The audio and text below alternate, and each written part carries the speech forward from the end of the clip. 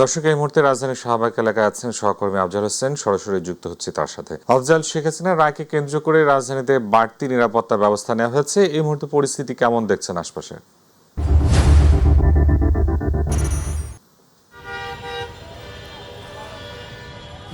তানভীর, যেমনটি বলছিলেন যে আগামীকালকে মানবতা বিরোধী অপরাধের মামলায় সাবেক প্রধানমন্ত্রী শেখ হাসিনা, সাবেক স্বরাষ্ট্রমন্ত্রী এবং সাবেক আইজিপি সহ এই তিনজনের যে রায় ঘোষণা হবে, এই রায়কে কেন্দ্র করে সহিংসতার আশঙ্কা রয়েছে বা নাশকতার আশঙ্কা রয়েছে। এরই জের ধরে সারা দেশেই নিরাপত্তা ব্যবস্থা জোরদার করা হয়েছে এবং ঢাকার গুরুত্বপূর্ণ স্থাপনাগুলোতে গুরুত্বপূর্ণ যে পয়েন্টগুলো আছে, গুরুত্বপূর্ণ সড়কগুলো আছে, সেখানে আইনশৃঙ্খলা রক্ষাকারী বাহিনীর পর্যাপ্ত উপস্থিতি লক্ষ্য করা গেছে।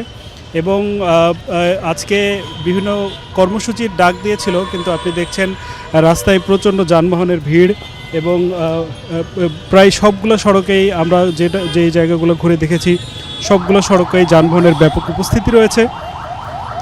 এছাড়া প্রশাসন আমাদেরকে যেটি জানিয়েছে, পুলিশ, র্যাব, বিজিবি সহ অন্যান্য যেই আইনশৃঙ্খলা রক্ষাকারী বাহিনী রয়েছে, সাদা পোশাকের গোয়েন্দা বাহিনী, তারাও থাকবেন যেন কোনো রকম নাশকতামূলক কর্মকাণ্ড কেউ না করতে পারে।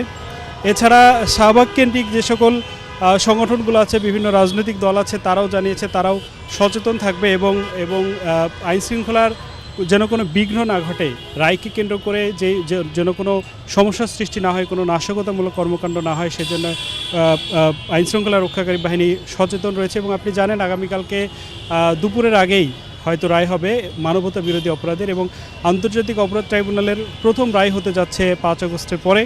এবং এই রায়কে কেন্দ্র করে আপনি জানেন যে রায়ের তারিখ ঘোষণাকে কেন্দ্র করে গত 13 তারিখ বিভিন্ন জায়গায় ককটেল ফোটানো সহ বিভিন্ন জায়গায় ককটেল হামলা, বাসে আগুন দেওয়ার মতো বিভিন্ন যেই ঘটনা ঘটেছিল, তার সেই সূত্রে আশঙ্কা করা হচ্ছে যে আগামীকালকে রায়কেন্দ্রিক হয়তো কোনো নাশকতামূলক কর্মকাণ্ড হতে পারে। এই জন্য প্রশাসন সচেতন আছে। এছাড়া আগামীকালকে মাঠে থাকার ঘোষণা দিয়েছে বেশ কয়েকটি রাজনৈতিক দল। সব মিলে এই ছিল এখনকার পরিস্থিতি শাহবাগ থেকে।